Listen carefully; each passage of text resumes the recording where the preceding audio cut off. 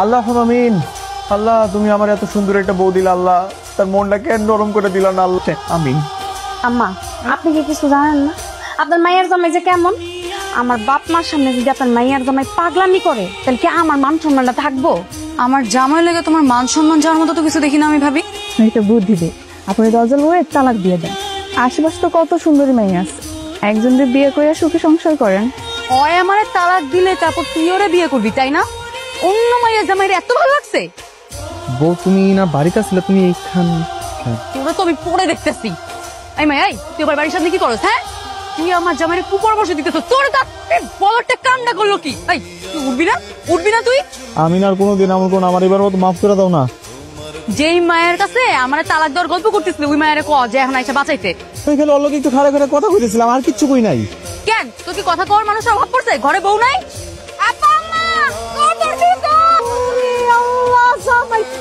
তুমি কি করো? আম্মা আমার আজকে দুপুরবেলা রাতের বেলা এক বেলা আমার মনি খাইতে দেয় না, আমার তো অনেক খিদা লাগছে, আমি কি করবো? তাই বলে তুই চুরি করে খাবি? খিদা লাগছে, খাবো না। আব্বা আমার কাছে কি মনে হয় জানেন, যত সব গরু ছাগলের লাগে আমি বসবাস করতাম। খবরদার ভাইজান, আমার জামাইনে তুমি গরু ছাগল কইবা না। গরু ছাগল করবো না কি করবো? হ্যাঁ তোমরা যে এই তোরা তো বড় সাহস, তুই আমার ধাক্কা দিবি? তুই জানোস আমি কে? বাঙ্গির পুত। শ্বশুরা বাপ ইয়াদব, বাপের বয়সে শ্বশুরে কেমন করে সম্মান করতে তাও জানো না? কি ওর হাত ধরে আছেন কেন? হ্যাঁ কি হয়েছে?